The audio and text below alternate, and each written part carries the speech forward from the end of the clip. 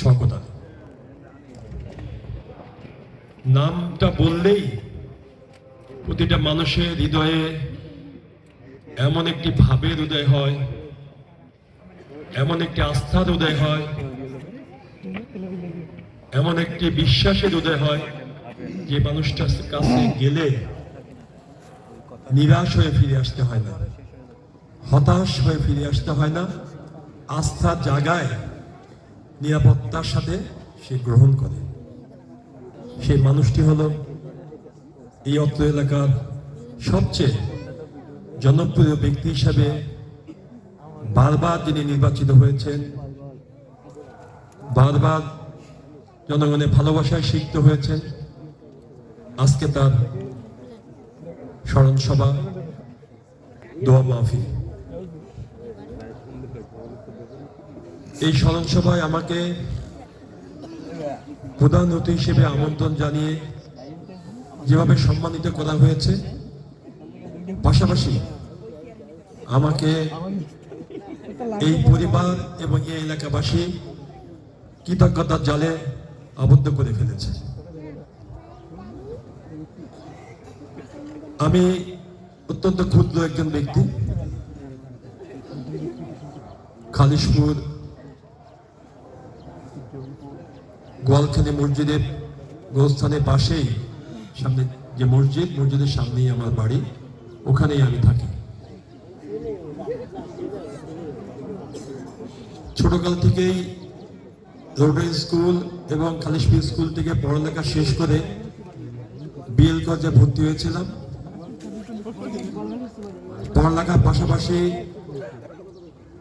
রাজনীতির সাথে সম্পৃক্ত হয়ে যেসব মানুষজনের সাথে আমার পরিচয় ঘটেছিল, তাদের মধ্যে একজন এখনো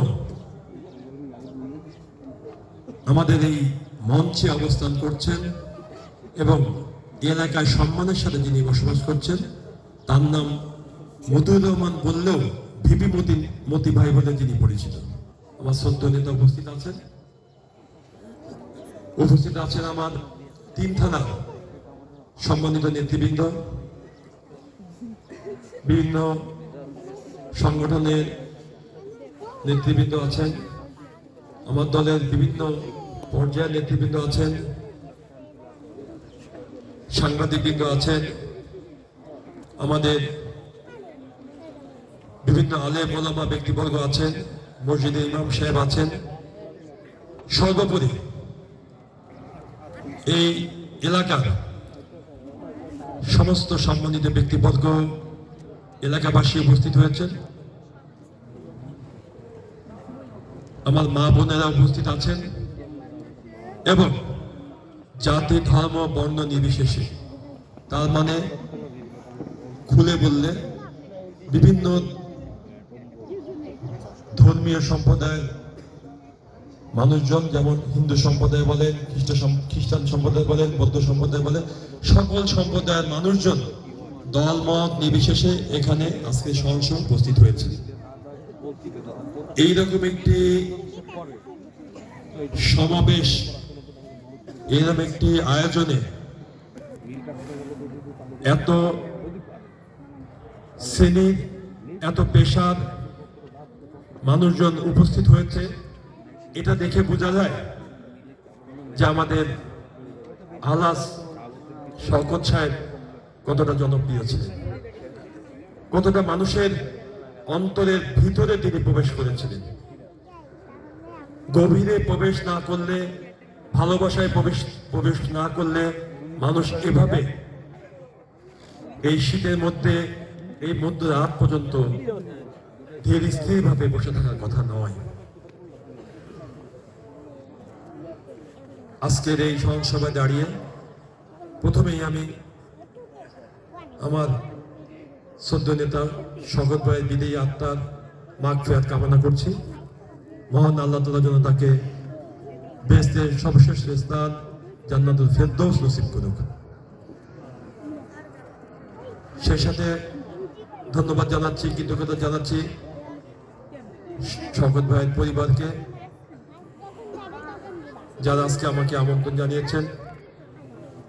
ধন্যবাদ জানাচ্ছি আজকের এই অনুষ্ঠানে যারা পরিশ্রম করে এই অনুষ্ঠানকে সাফল্যমণ্ডিত করতে চলেছেন। আজকে সবার সম্মানিত সভাপতি আমাদের শওকত সাহেবের সুযোগ্য সন্তান শামসুল আলম মিল্টন ভাই, উপস্থিত সকল পর্যায়ের নেতৃবৃন্দ, এলাকাবাসী, আসসালামু আলাইকুম রহমতুল্লাহ বারাকাতুহু। এখানে সভায় দাঁড়িয়ে আমি কোনো রাজনৈতিক বক্তব্য দিতে চাচ্ছিলাম না, কিন্তু ইতিমধ্যেই আমার কয়েকজন নেতা, আমার বড় ভাই মোদি ভাই অনেক কথাই বলে ফেলেছেন। আমার এক শুভাকাঙ্ক্ষী আমার সম্বন্ধেও অনেক কথা অনেক বেশি বেশি করে বলে ফেলেছে। আমি প্রথমেই বলেছি আমি অত্যন্ত ছোট পর্যায়ের একজন মানুষ, বিএনপি একজন নিতান্তই কর্মী পর্যায়ের মানুষ। আমি যে অবস্থায় থাকি না কেন মানুষের পাশে থাকতে ভালোবাসি, মানুষের সাথে থাকতে ভালোবাসি, মানুষকে মানুষ হিসেবে সম্মান করে চলতে ভালোবাসি। সম্মানের জায়গাটা আমি খুব ভালোভাবে খেয়াল করতে পছন্দ করি। এই কথাগুলো বলার উদ্দেশ্য হচ্ছে, যার সভায় এসেছি তিনি অত্যন্ত একজন সম্মানিত ব্যক্তি ছিলেন। আর এই সভা থেকেই এই বিপুল সংখ্যক আমার ভাই এবং বোনেরা এবং তরুণ সমাজ যারা উপস্থিত হয়েছেন, তাদের কাছে আমার আহ্বান থাকবে, সবসময় মুরব্বীদের সম্মান দিতে শিখতে হবে,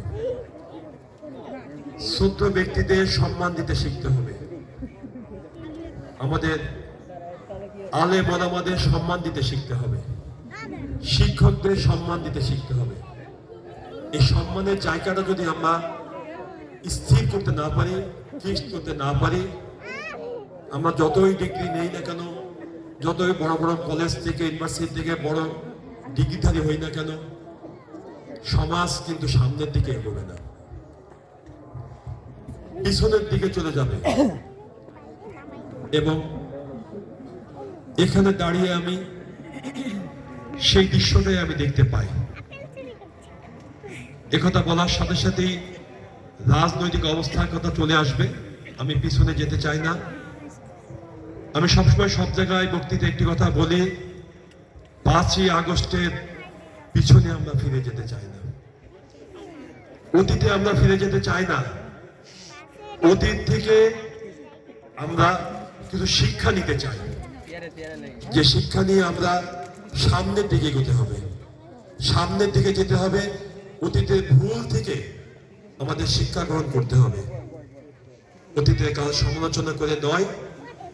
সামনের দিকে যেতে গেলে অতীতের যেসব ভুলগুলো আছে সেগুলো মাথায় নিয়ে সামনের দিকে এগোতে হবে। আমরা এই যে সম্মানের কথা বললাম, এই জিনিসটা আমাদের সমাজ থেকে উঠে গেছে। এটা হয়তো অনেকে ভাবে, অনেকে খারাপ ভাবে নেবে, এটাই বাস্তবতা। আমরা যে যুগে সন্তান, সে যুগে আমরা যেভাবে আমাদের শিক্ষককে, আমাদের সমাজের মুরব্বীদের সম্মান করতাম, আমাদের তরুণ সমাজকে সে পথ থেকে বিপদগামী করা হয়েছে। তরুণ সমাজ বিপদগামী হয়েছে। পরিবেশ পরিস্থিতি এমনই ভাবে তৈরি করা হয়েছে যে আমাদের তরুণরা বিপদগামী হতে বাধ্য হয়েছে, কেউ কেউ মাদকে আসক্ত হয়েছে। সমাজ ব্যবস্থাটা এতটাই ভেঙে পড়েছে যে নতুন করে ভাবতে সময় এসেছে। ইতিমধ্যেই আমি যেহেতু রাজনীতি করি, আমি ইতিমধ্যেই আমার 3 থানা আলেম সম্প্রদায়, ইমাম সাহেব, স্কুলের প্রধান শিক্ষক, শিক্ষয়িত্রী এবং গুণীজন যারা আছেন তাদের সাথে পর্যায়ক্রমে আমি সভা সমাবেশ করেছি, মিটিং করেছি। কিভাবে আমাদের এই তরুণ সমাজকে সঠিক লাইনে ফিরিয়ে আনা যায়, কিভাবে নতুন বাংলাদেশ গড়ার ক্ষেত্রে তাদেরকে সঠিক পথ দেখানো যায়, সঠিক দিক নির্দেশনা দেওয়া যায়। কারণ আমরা যারা এই মঞ্চে আছি কিংবা আমাদের যে মুরব্বীজন আছে, আমরা প্রায় জীবনের শেষ পর্যায়ে চলে এসেছি।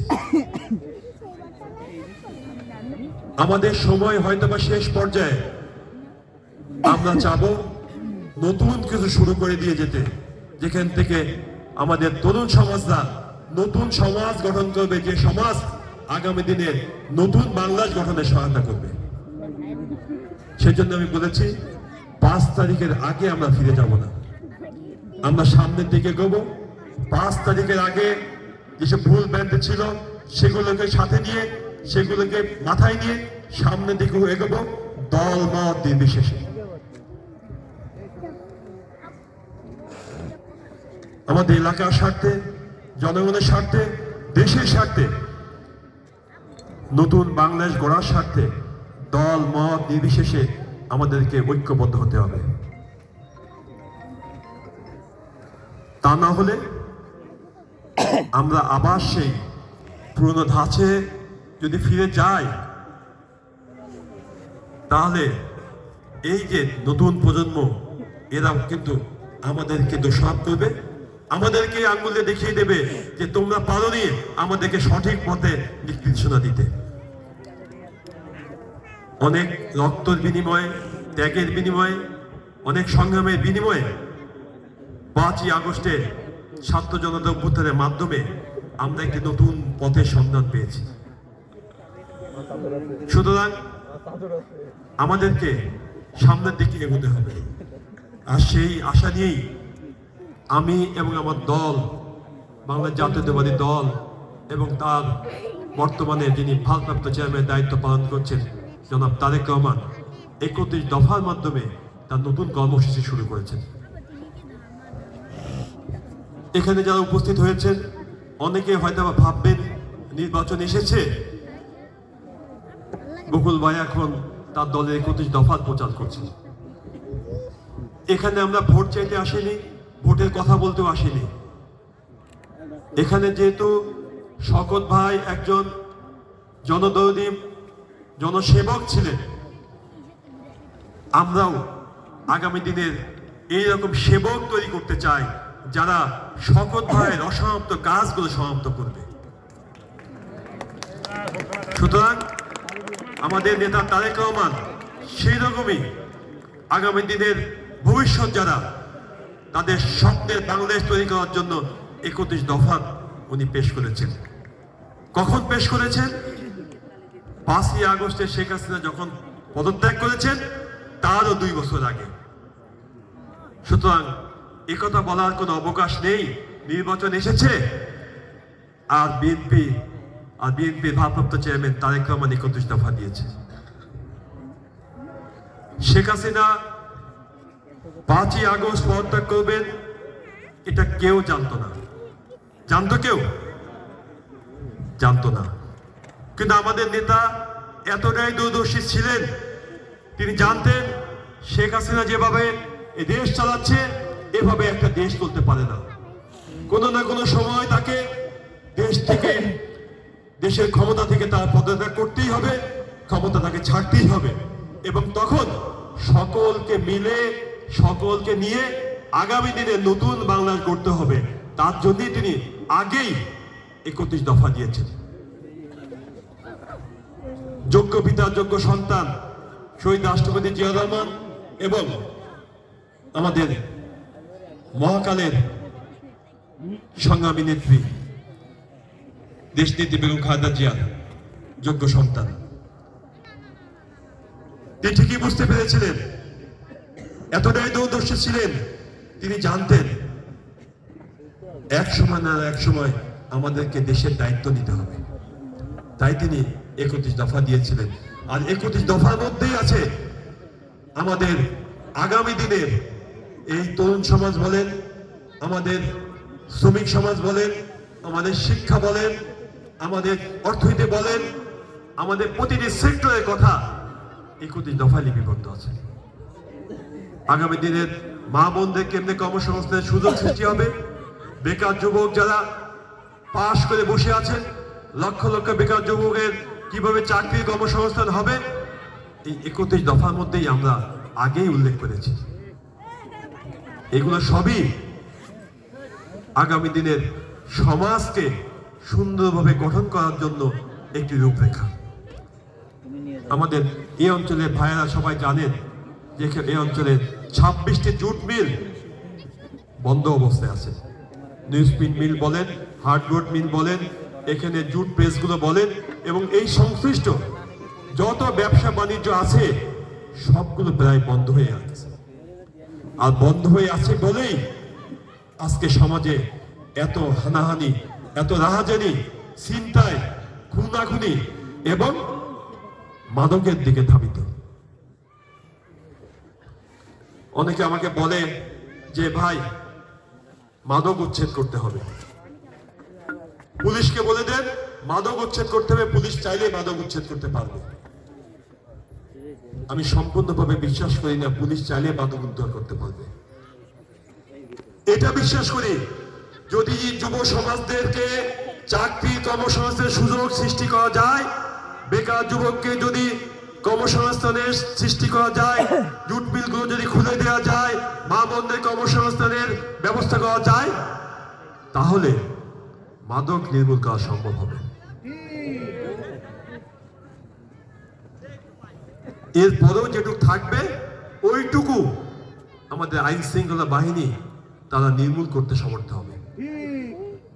আর যদি আমাদের কর্মসংস্থানের সুযোগ সৃষ্টি না হয়, বেকার যুবকরা পাশ করে বসে থাকবে, আমাদের শ্রমিক ভাইরা চাকরি হারিয়ে তার সন্তানের মুখে খাদ্য দিতে পারবে না, এই ভয়ে বাসায় যাবে না, মারা এদিক সেদিক কান্নাকাটি করবে, কিভাবে সন্তানের মুখে খাদ্য তুলে দেওয়া যায়, কিভাবে অসুস্থ মেয়েকে নিয়ে হাসপাতালে যাওয়া যায়, এসব চিন্তায় যখন তিনি জর্জরিত হবেন, তখন তিনি হতাশায় পর্যবসিত হয়ে ওই মাদকের দিকে ধাবিত হওয়া ছাড়া তার কোনো অন্য কোনো গতান্তর থাকে না। আর সুযোগ বুঝে মাদক ব্যবসায়ী সিন্ডিকেটরা হা করে তাকিয়ে থাকে। এই পরিস্থিতিতে আপনি কোনোদিনও মাদক উচ্ছেদ করতে পারবেন না, নির্মূল করতে পারবেন না। সাময়িকভাবে এই জায়গাতে উচ্ছেদ করবেন, অমুক জায়গায় বসবে, অমুক জায়গায় উচ্ছেদ করবেন, তমুক জায়গায় বসবে। হতাশাগ্রস্ত যুবক ওই মাদক ব্যবসায়ীকে খুঁজে খুঁজে বের করে মাদক নিয়ে সাময়িকভাবে সে স্বস্তির নিদ লাভ করতে চায়। আমরা চাই এটি গণতান্ত্রিক সরকার প্রতিষ্ঠিত হোক, জনগণ তার নিজস্ব ভোটের মাধ্যমে তার পছন্দের সরকার প্রতিষ্ঠিত করুক, যেই সরকার তার সন্তানকে, যে সরকারের মাধ্যমে আমাদের এলাকাবাসী, যে সরকারের মাধ্যমে আমাদের সমগ্র এই 3 আসনের জুট মিলগুলো খুলে দেওয়া যায়, ব্যবসা বাণিজ্য সুযোগ তৈরি করা যায়, সেরকম একটি সরকার আমরা চাই। ভোটের প্রসঙ্গ যখন উঠেছে, সরকারের প্রসঙ্গ যখন উঠেছে, তখন একটু ছোট করে বলে বক্তব্য শেষ করতে চাই। এই যে ভোটটা আপনারা ফেরত পেয়েছেন, এটা কিন্তু এমনি এমনি আসেনি, অন্যান্য ভোটের মতো নয়। এই ভোটটা আপনি যে ফেরত পেয়েছেন, যেটা আপনি আগামী 12ই ফেব্রুয়ারি প্রয়োগ করতে যাচ্ছেন, এটা কিন্তু অনেক রক্তের বিনিময়ে, অনেক জীবনের বিনিময়ে অর্জিত হয়েছে। 17 বছর আন্দোলন করে এবং 5ই আগস্টের ছাত্র জনতা অভ্যুত্থানের মাধ্যমে হাজার হাজার ছাত্র জনতার জীবনের বিনিময়ে এই ভোটটা আপনি ফেরত পেয়েছেন। অসংখ্য নেতাকর্মী গুম হয়েছে, অসংখ্য নেতাকর্মী খুন হয়েছে, লক্ষ লক্ষ নেতাকর্মী মিথ্যা মামলায় জেল খেটেছে, বঙ্গত্ব বরণ করেছে, অনেক পরিবার ধ্বংস হয়ে গিয়েছে, অনেক ভাই বোনদের ব্যবসা বাণিজ্য নিঃস্ব হয়ে গিয়েছে, শুধু এই ভোট, এই ভোটের অধিকার ফিরিয়ে দেওয়ার জন্য। আর সবচেয়ে বড় যিনি ক্ষতিগ্রস্ত হয়েছে বাংলাদেশে এই ভোটের অধিকার ফিরিয়ে দেওয়ার জন্য, তিনি হচ্ছেন এদেশের আপসের নেত্রী, দেশ নেত্রী বেগম খালেদা জিয়া। তার পছন্দের সবচেয়ে যে বাড়িটা, সে বাড়ির থেকে তিনি উচ্ছেদ হয়ে গেছেন। যে বাড়ি থেকে ছোটকাল থেকেই শহীদ রাষ্ট্রপতি জিয়া রহমানের স্মৃতি, দেশনেত্রী বেগম খালেদা জিয়ার স্মৃতি এবং আমাদের ভারপ্রাপ্ত তারেক রহমান এবং তার কনিষ্ঠ সন্তান আরাফাত রহমান কোকোর স্মৃতি জড়িত ছিল। সে বাড়ির থেকে তাকে উচ্ছেদ হতে হয়েছে, মাটির সাথে মিশিয়ে দেওয়া হয়েছে সে বাড়ি, এক কাপড়ে তাকে বের হয়ে যেতে হয়েছে বাড়ির থেকে। এখানেই শেষ নয়, মিথ্যা মামলায় তাকে জেলে যেতে হয়েছিল। টেলিভিশনের পর্দায় দেখেছেন আপনারা হাঁটতে হাঁটতে কিভাবে তিনি জেলখানায় গিয়েছিলেন আর কিভাবে তিনি বের হয়ে এসেছেন। স্যাঁতস্যাঁতে অন্ধকার একটি প্রকোষ্ঠে নির্জন এক কারাগারে একাকী তাকে রাখা হয়েছিল। একমাত্র একজনই ছিল ওই কারাগারে, আর কোনো কেউ ওই কারাগারে বন্দী হিসেবে ছিলেন না। এইভাবে মানসিকভাবে তাকে নির্যাতন করা হয়েছিল। আর যে রুমে তিনি থাকতেন সেই রুমের মধ্যে সন্ধ্যাবেলা বড় বড় সাইজে ইঁদুর ফ্লোরের এপাশ থেকে ওপাশে যাতায়াত করতেন। এভাবে নির্যাতন করতে করতে এবং স্লো পয়জনিং এর মাধ্যমে তাকে মৃত্যুর মুখে ঠেলে দেওয়া হয়েছিল। ডাক্তারের মাধ্যমে আপনারা শুনেছেন 11 বার তাকে মৃত্যুর মুখ থেকে ফিরে আসতে হয়েছে। এই নেত্রী শেষ পর্যন্ত জীবন দিয়ে দেশের জনগণের জন্য, দেশের মানুষের জন্য, এই দেশের জন্য জীবন উৎসর্গ করে গেছেন শুধু এই ভোটের অধিকার প্রতিষ্ঠা করার জন্য। সুতরাং এই ভোট যেন তেন প্রকারে নষ্ট করা চলবে না, অবহেলায় অযত্নে নষ্ট করা চলবে না। কেউ কেউ হয়তোবা ভুল বুঝিয়ে এই ভোটকে এক্সপ্লয়েট করে নিয়ে যাবে, এইভাবে ভোট নষ্ট করা চলবে না। এই ভোট অত্যন্ত পবিত্র আমানত। এই ভোট আপনাকে সংরক্ষণ করতে হবে এবং সুষ্ঠুভাবে, সুন্দরভাবে, সুচিন্তিতভাবে আপনাকে এই ভোট প্রয়োগ করতে হবে।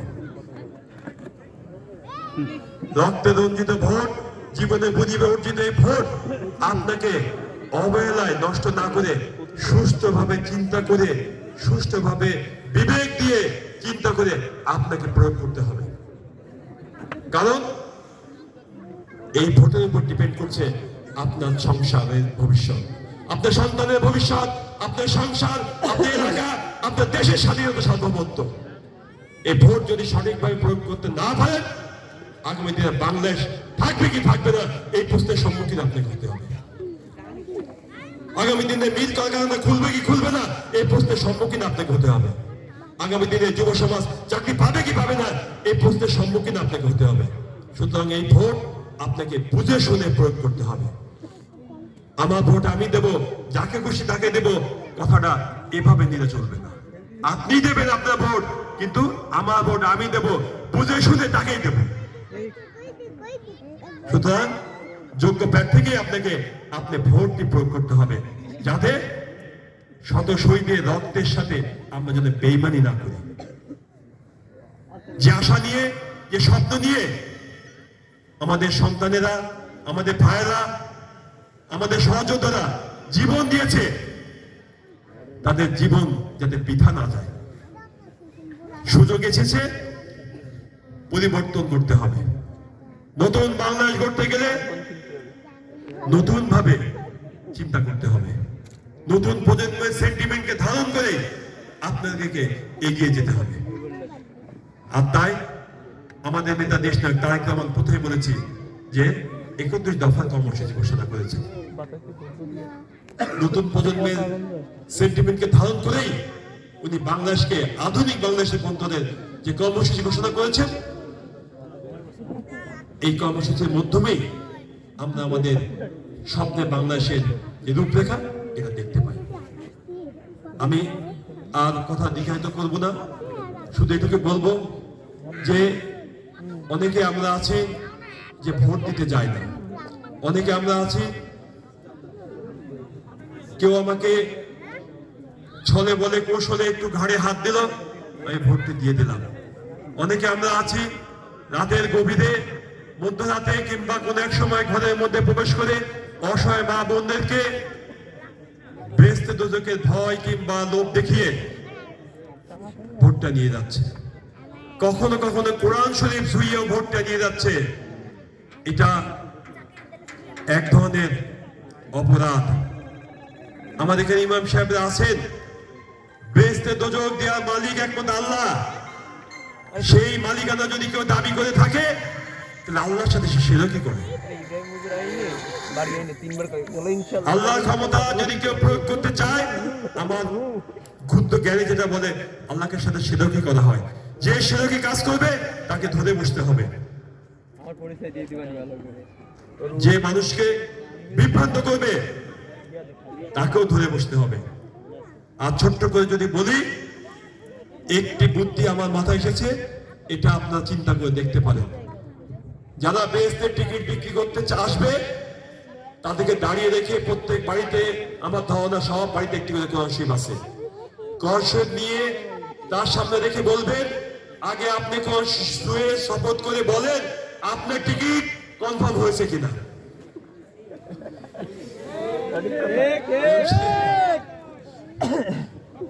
আপনি কোরআন শরীফ শুয়ে আগে নিশ্চয়তা দেন আপনার বেহেশতের টিকিট কনফার্ম হয়েছে কিনা, তারপরে আমরা চিন্তা করবো যে আমরা কোরআন শরীফ শুবো কিনা।